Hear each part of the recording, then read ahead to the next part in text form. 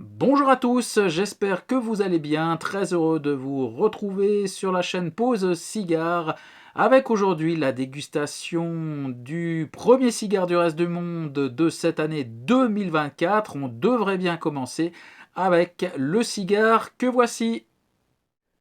Le Padron 1964 Anniversary Soberano Maduro. Voilà pour le nom de ce cigare que vous avez découvert sur le titre. Il s'agit d'un format Robusto pour ce cigare dont la longueur est de 12,7 cm pour un ring de 52 avec une cape sous cape et tripe qui proviennent du Nicaragua. C'est donc un puro et un gros plan sur cette bague assez richement décorée, mais avec des tons, je dirais, sobres.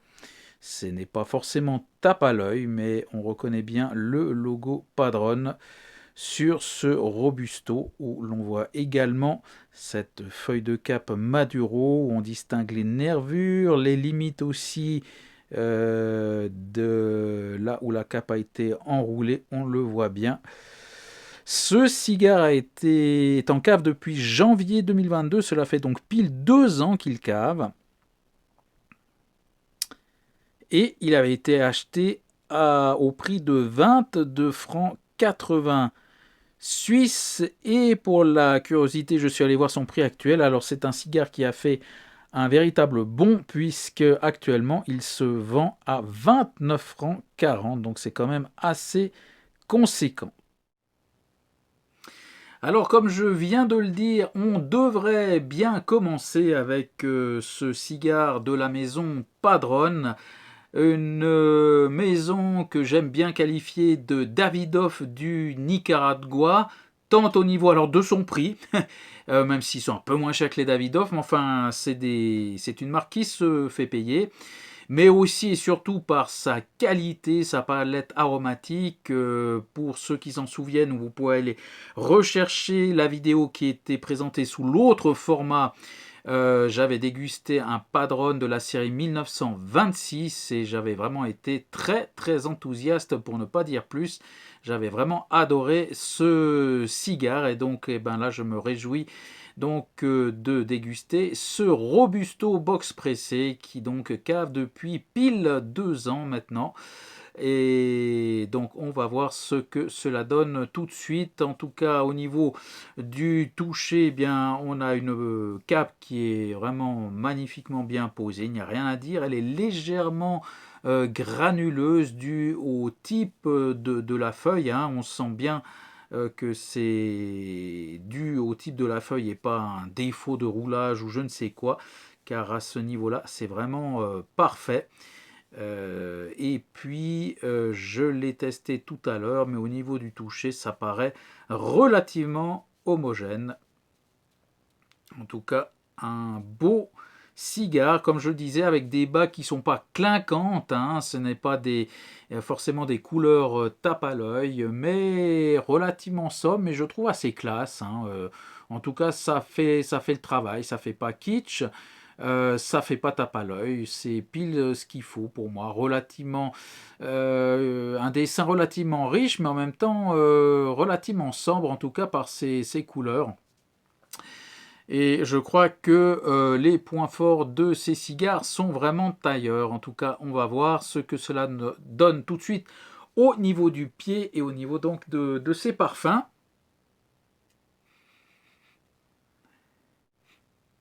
Alors je peux vous dire que ça démarre vraiment très très bien avec ce cigare qui offre des parfums riches et profonds, un doux mélange entre un joli cuir bien tanné qui offre vraiment une très très belle odeur. Là-dessus vous avez du café, du chocolat noir, quelques fruits à coque plutôt noix, mais donc c'est vraiment très riche en même temps, rien d'agressif, un tout petit poivre noir mais extrêmement léger, on est même plutôt je dirais sur un poivre blanc, et donc ça offre déjà au parfum toute une palette et cela donne eh bien l'envie simplement de poursuivre et de déguster ce cigare, ce que l'on ne va pas tarder à faire. Et donc je vais couper la tête tout de suite. On va pouvoir déjà vérifier au niveau du tirage ce que cela donne. Alors, une petite coupe au plus court comme d'habitude.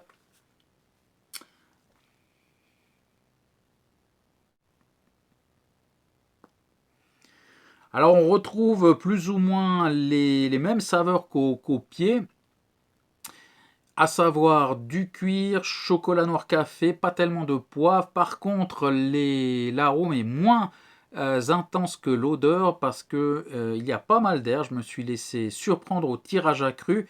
Il y a pas mal d'air qui passe, je dirais même un petit peu trop, ce qui fait qu'on a un mélange de pas mal d'air avec les arômes que je viens de citer. Donc ça perd en intensité dû au volume d'air qui arrive en bouche. Assez surprenant, mais il me semble que le premier padron dégusté avait déjà été à peu près de la même facture au niveau du tirage. Il faudrait que je vérifie. On va passer sans tarder à l'allumage traditionnel allumette avec ce ring de 52. Cela ne devrait pas prendre trop de temps et on y va.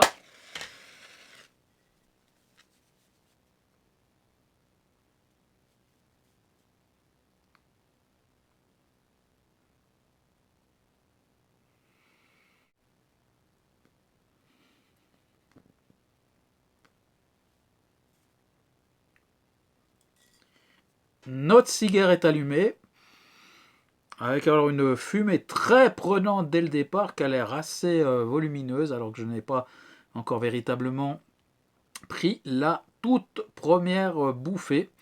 Et donc on va voir ce que ce cigare donne. Comme je vous le disais, j'ai quand même des attentes relativement élevées suite à la première excellente dégustation du Padron de cette série 1926 que vous pourrez trouver sur la chaîne. Et donc je ne reviendrai pas sur l'historique de la marque puisque celle-ci a déjà été présentée.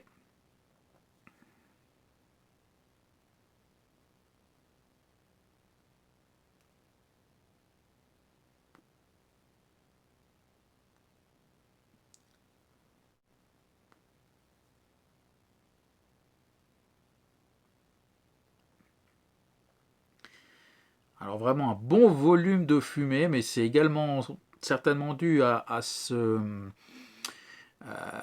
volume d'air, à ce tirage quand même relativement aéré, ce qui fait qu'on risque d'avoir une dégustation qui ne dure pas très longtemps, en tout cas plus rapide qu'un robusto cubain, j'imagine. On verra. Et là, on démarre sur un... Alors, on est clairement sur un univers épicé, poivré, poivre noir. Poivre noir bien prononcé quand même. Un petit peu à la méthode du Nicaragua, que l'on connaît bien. Ça démarre épicé et ce cigare ne déroge pas à la règle. Alors, je gage que le poids va certainement s'estomper durant ce premier tiers. Et bien, écoutez, c'est ce qu'on va voir. Je vais continuer. Et je vous propose de vous retrouver donc d'ici plus ou moins la fin du premier tiers.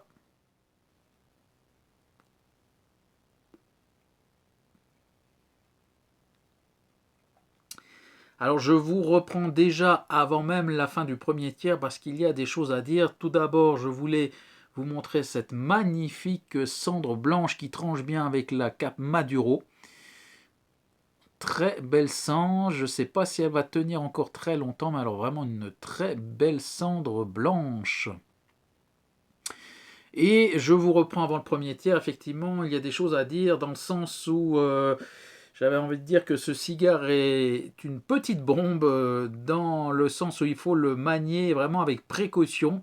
Vous l'avez vu à l'allumage, il y avait énormément de fumée. Je me suis rapidement rendu compte qu'il fallait prendre vraiment des toutes petites bouffées. D'une part, le tirage est relativement aéré. Et donc si vous tirez trop fort, vous avez un énorme volume de fumée. Surtout, ça brusque le cigare, c'est très net. En prenant des petites bouffées, on arrive vraiment à sentir de manière beaucoup plus évidente toutes les saveurs. Un cuir, mais surtout un espresso avec un joli petit goût de noisette également qui vient. Mais pour cela, il faut vraiment prendre, comme je viens de vous le dire, des petites bouffées. Il n'empêche que la fumée, je la vois dans la pièce, peut-être vous à l'écran pas, mais elle stagne, elle est lourde et surtout elle est vraiment prenante. Je pense que pour l'entourage, ça peut être désagréable. Une fumée dense et bien poivrée en rétroolfaction avec beaucoup de fumée. Là aussi, c'est une rétroolfaction qui est vraiment agressive, alors qu'en prenant une petite bouffée, là aussi, ça passe. Vous avez un joli petit poivre qui arrive et donc il faut vraiment y aller très doucement avec ce cigare pour en tirer vraiment toute la saveur aromatique qu'il offre, car il en a. Et donc c'est un démarrage qui est plutôt excellent, je dirais, à l'image un petit peu du premier Padron dégusté, mais avec celui-ci, j'ai l'impression qu'il faut y aller encore plus doucement.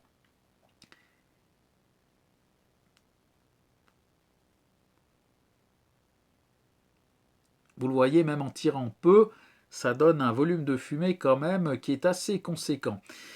Je serais intéressé si vous pouvez me dire en commentaire par contre si vous le trouvez en France ce cigare, je ne sais pas, j'imagine que oui, mais je ne sais pas s'il se trouve facilement ou pas dans les civettes en France. En Suisse, on le trouve, c'est pas le cigare le plus largement distribué. Pour ma part, je l'avais commandé sur toujours le même site par internet, donc en Suisse, où à un moment donné, ils étaient en rupture de stock, il n'y en avait plus du tout, et puis là, ils ont quasiment toute la gamme de nouveau, mais alors avec des prix qui ont augmenté quand même de manière significative. Et puis, ce cigare, une petite histoire me concernant, puisque j'étais tombé sur une dégustation proposée par la chaîne Cigar Inspector, qui est une chaîne anglaise animée par Ousmane, une chaîne vraiment de qualité. Et le bilan de ce cigare avait vraiment été excellent, mais à souligner que donc Ousmane, qui présente donc les cigares sur la chaîne, dit régulièrement, et il affirme régulièrement qu'il aime les cigares bien épicés. Et son bilan avait vraiment été enthousiaste sur ce cigare. Alors évidemment, je comprends, en tout cas pour quelqu'un qui aime les cigares épicés, je peux comprendre que l'on aime beaucoup ces cigares. Pour ma part, pour l'instant, je prends vraiment, je passe vraiment un bon moment, mais voilà, je précisais ce petit point tout en rappelant que vraiment c'est un cigare à fumer vraiment de manière lente, avec des bouffées vraiment relativement réduites pour pouvoir en profiter pleinement. Voilà, eh bien moi je vais continuer. Je ne sais pas si je vous reprends la fin du premier tiers parce qu'on y est pratiquement, pas tout à fait, mais enfin on a déjà bien avancé. Et donc s'il n'y a rien d'autre à signaler, je vous reprendrai certainement plutôt vers la fin du deuxième tiers. Et je vous dis à tout à l'heure.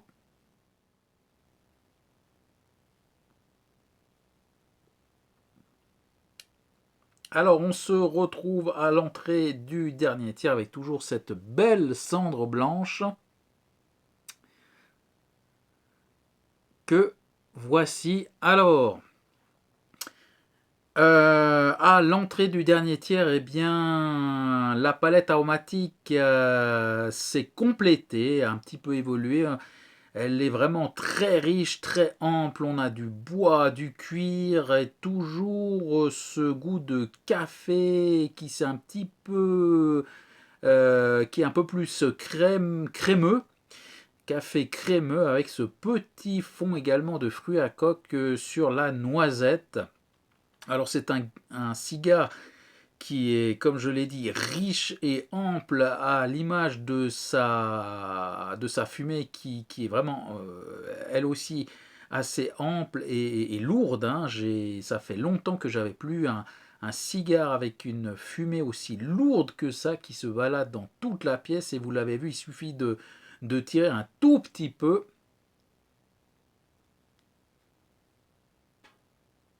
et ça part tout de suite avec quand même un joli volume de fumée, alors que là j'ai vraiment pris une bouffée vraiment mesurée. Et comme je le disais, c'est certainement dû au tirage relativement aéré, ce qui, comme je l'ai dit tout à l'heure, encourage plutôt à y aller doucement, mais pas trop. Il faut trouver un juste milieu parce qu'à force de prendre des petites bouffées tout à l'heure, le cigare s'est éteint, je l'ai rallumé. Voilà, au niveau de la construction, il n'y a aucun décalage de combustion.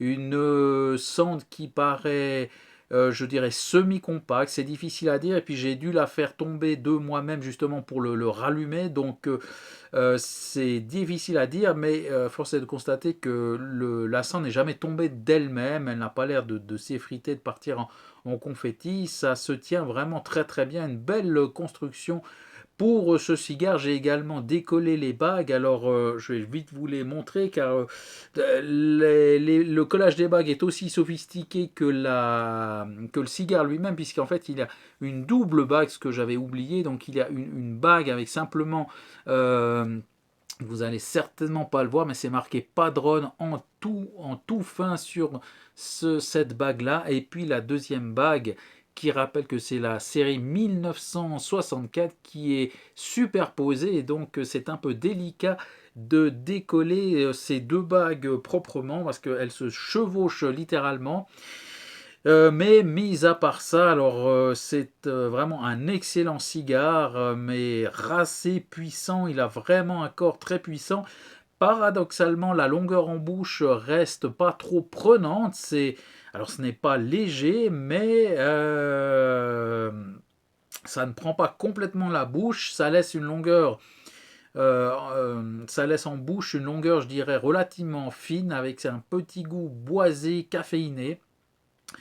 Mais il faut quand même y aller pas trop fort sur ce cigare. Il faut trouver un petit peu le juste milieu. Je ne l'ai pas dégazé. Je vais peut-être faire un petit dégazage dans quelques bouffées pour voir ce que cela donne. Et puis comme je le disais, au niveau de la palette aromatique, il n'y a pas eu vraiment, je ne parlerai pas d'évolution, mais plutôt une palette qui s'est enrichi avec les mêmes saveurs qu'au début, mais par contre on a eu un café qui est passé d'un espresso à un café crème, et puis des petites notes de noisettes, et puis un goût de bois qui est revenu un tout petit peu également, se faire un tout petit peu plus présent. Mais quand vous tirez des bouffées, alors c'est un cigare très présent, non seulement en bouche, comme je le disais, je pense que pour l'entourage ça doit être une catastrophe.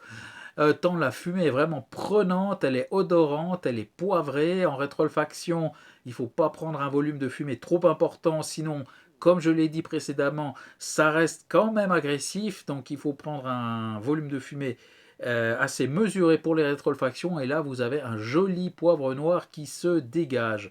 Donc voilà, vraiment un cigare assez racé, je dirais, dans la pure tradition du Nicaragua. Il ne passe pas inaperçu en tout cas, mais alors un cigare d'une excellente qualité que je vais poursuivre. Et puis bah, on se retrouvera à la fin du cigare pour vous dire un petit peu ce que ce dernier tiers aura donné. Et puis on fera évidemment un petit bilan de cette Vitole.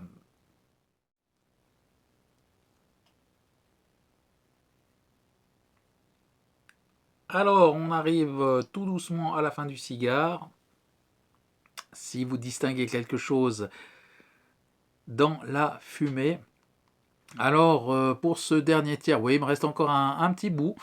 À noter que le cigare ne chauffe pas spécialement et que la tête, malgré ce tirage aéré, la tête ne se défait pas particulièrement.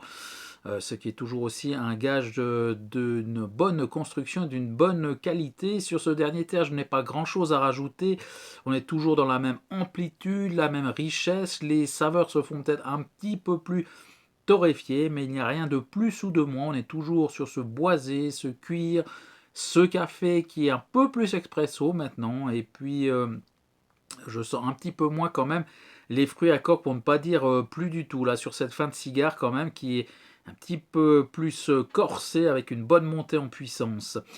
Et si on passe au bilan de ce cigare, alors autant le Honduras à la Estancia, autant Cuba à Cohiba, autant la République dominicaine à Davidoff que le Nicaragua à la marque Padron. Ce que je veux dire, c'est qu'on est vraiment sur des cigares haut de gamme, un peu le porte-étendard du terroir, en tout cas en ce qui me concerne, hein, et des cigares premium vraiment d'une qualité, je dirais, supérieure. Le prix en témoigne également, hein. Je me suis amusé à faire un petit calcul de tête là. L'évolution du prix, oui, ça a quand même, il y a quand même eu une augmentation de 30 à 35% pour arriver donc au prix actuel de pratiquement 30 euros, hein, comme je le disais. Donc on vient quand même tout doucement taquiner les prix de Davidoff ou alors même de l'ancien prix du Robusto de chez Cohiba. Donc ça reste des cigares et donc vraiment de bonne qualité, mais également premium pardon, de par son prix. Au niveau du cigare, alors un petit conseil qui vaut ce que ça vaut, en tout cas de mon expérience, ne fumez pas ce cigare dans une petite pièce, soit une grande pièce, ou alors le mieux c'est peut-être même en extérieur, parce que vraiment ce cigare est très odorant, une fumée qui propose vraiment un gros volume de fumée comme vous le voyez, donc les petites pièces sont vraiment à éviter. Je reprends une petite bouffée.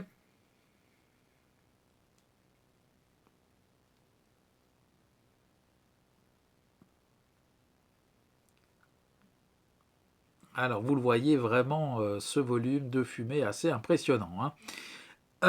Pour ce qui est du cigare lui-même, alors on est parti sur un démarrage typiquement nicaraguayen, c'est-à-dire assez épicé, des épices qui se sont vite estompées pour que finalement trouver un cigare qui, qui s'est calé un peu sur un rythme de croisière avec une palette aromatique qui, comme je le disais, c'est un petit peu complété, bonifié, qui n'a pas vraiment eu d'évolution spectaculaire, mais alors les richesses de cette palette aromatique sont telles que vraiment il se suffit à lui-même. Ça, pour ça, il n'y a vraiment pas de souci. Et puis, bah, comme je le disais, il faut quand même mettre le prix. Au niveau pairing, je ne vous l'ai pas dit, mais j'ai testé avec un café, ça se marie très bien. Et au niveau pairing, alors je ne l'ai pas testé, mais vu la puissance du cigare, comme je le disais, ça fait vraiment un bon moment que j'avais plus eu un cigare d'une telle puissance et d'une telle euh, richesse. Et je pense qu'un petit single malt un petit peu tourbé, ça devrait être pas mal. En tout cas, je partirais plutôt sur un alcool quand même également assez fort, un petit peu marqué. Donc le single malt tourbé, certainement que ça devrait faire un bon pairing avec ce cigare.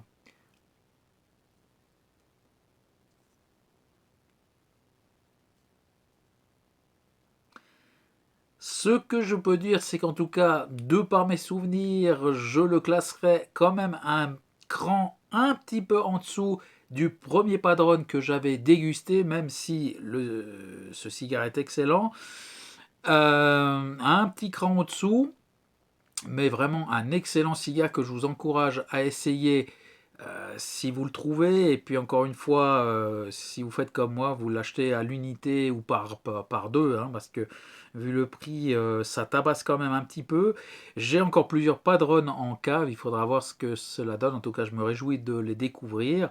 Et puis, alors il va sans dire que ce n'est absolument pas un cigare à conseiller à un débutant, hein. Vraiment, je pense qu'il faut déjà être un amateur quand même relativement confirmé pour se lancer sur ce type de cigare qui, je vous le disais, a un petit aspect piégeux de par son tirage relativement aéré. Il faut y aller relativement doucement pour en tirer vraiment toute la quintessence de ces saveurs, parce que sinon vous passez complètement à côté. Vous n'aurez qu'une tige qui va vous enfumer complètement et qui risque de vous donner peut-être des saveurs un petit peu âcres ou alors vraiment beaucoup trop torréfiées. Donc il faut y aller doucement.